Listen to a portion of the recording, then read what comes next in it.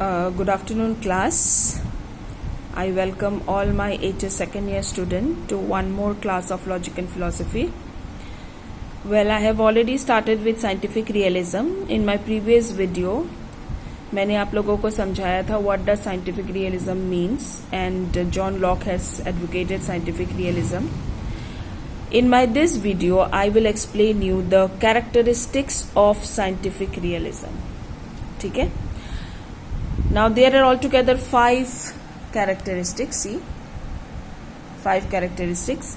So let us start with the first one. According to scientific realism, also assert that the object of knowledge is independent of the knower's mind. जैसे कि naive realism ने बोला है that the world with all its objects are real. Similarly, scientific realism ने भी वही बात बोला है that the world with all its objects are real, objective, and they have independent existence. They are not dependent on our mind, but they have independent existence. हमारे mind के ऊपर knower's mind मतलब ours mind.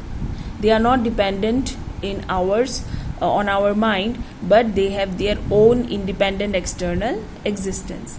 मतलब हम लोग जाने ना जाने फिर भी the things of the world exist. Like for example, Assam university. Okay, so बहुत से लोग हैं जिनको पता ही नहीं है कि आसाम यूनिवर्सिटी भी है. They don't know anything about Assam university. तो इसका मतलब तो ये नहीं है कि आसाम यूनिवर्सिटी एग्जिस्ट नहीं करता है कि नहीं? Because the knowledge, the external world exist in itself. We know, we doesn't know, it does not matters, because the external world does not depend on our mind. They have their own existence, and that is the reason why हमारा जानना ना जानना से कोई फर्क नहीं पड़ता है, because they are not mind dependent, but they are independent of our mind. Clear? The first point is clear. Now let us go to the second point. We cannot know an object directly. We can know it by its qualities. Primary qualities are independent of the knower's mind. On the contrary, secondary qualities are dependent on mind. So come to the second point of second characteristics. We cannot know an object directly. हम लोग किसी भी object को directly नहीं देख पाते हैं. हम लोग क्या देखते हैं? हम लोग उसके क्वालिटीज को देखते हैं. जैसे मैंने अपने प्रीवियस वीडियो में आप लोगों को बताया था that scientific realism, according to scientific realism, the objects are composed of qualities. और ये बात सच भी है, सब कुछ क्वालिटीज से बना हुआ है. अगर हम लोग सारे क्वालिटीज किसी भी ऑब्जेक्ट से निकाल देते हैं तो फिर कुछ भी नहीं बचता है, राइट? सो सब कुछ क्वालिटीज से बना हुआ है.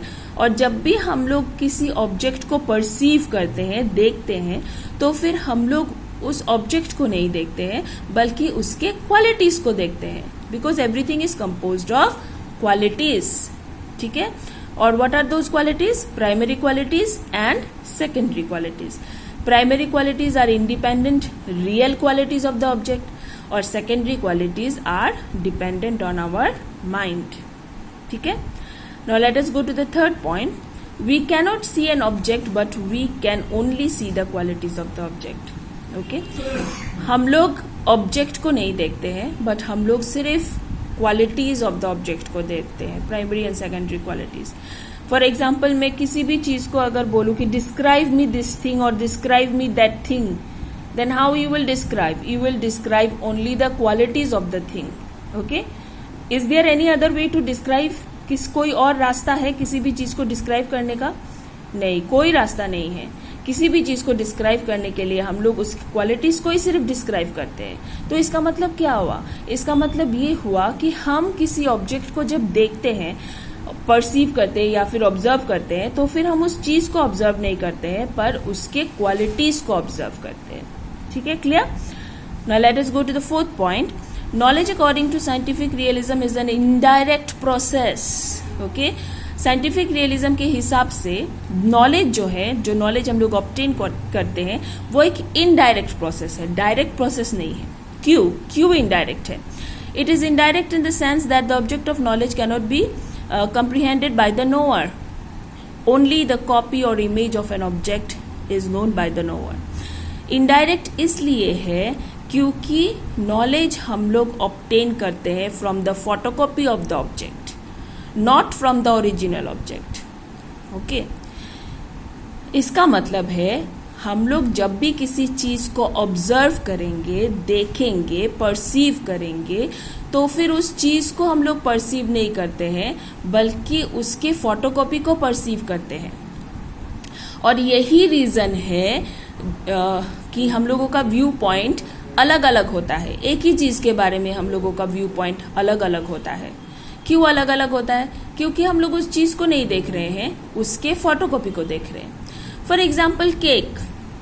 हो सकता है कि क्लास में सबको केक पसंद है, बट अगर मैं एक फ्लेवर बोलूं चॉकलेट केक, तो फिर हो सकता है कि 10 जन को वो केक पसंद हो और 20 जन को वो केक ना पसंद हो. ओके? अगर हम लोग उस ओरिजिनल केक को देखते, टेस्ट करते, तो फिर वो सबके लिए सेम होता. बट एक साधारण सा केक के बारे में भी हम लोगों का व्यू डिफरेंट है.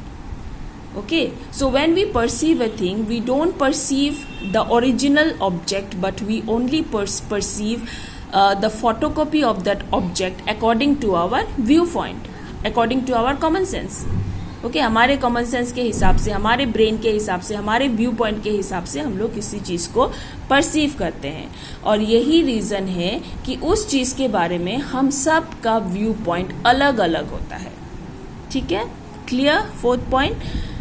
Now the last point, the original nature of the object can be manifested by the primary qualities only because they are the unchanging and objective properties of an object. इसका मतलब ये है, John Locke ने distinguish किया primary and secondary qualities. Secondary qualities हमारे दिमाग के ऊपर डिपेंड करता है, dependent in our mind, and primary qualities are the original qualities of the object. तो फिर इसका मतलब ये हुआ कि हम लोग जो ऑब्जेक्ट्स को देखते हैं, हम लोग सिर्फ प्राइमरी क्वालिटीज को ही देखते हैं, क्योंकि primary qualities are the real qualities of the object. हम लोग जब भी किसी ऑब्जेक्ट को परसीव या फिर ऑब्जर्व करते हैं, हम लोग सिर्फ प्राइमरी क्वालिटीज को ऑब्जर्व करते हैं, क्योंकि primary qualities objective and real qualities of the object है, और सेकेंडरी क्वालिटीज जो है वो माइंड डिपेंडेंट है. ओके? इसीलिए हम लोग सिर्फ प्राइमरी क्वालिटीज को देखते हैं. ठीक है? आई होप कि पांचों पॉइंट आप लोगों को क्लियर है. If there is any confusion please comment and I will explain you again. Have a nice day all of you.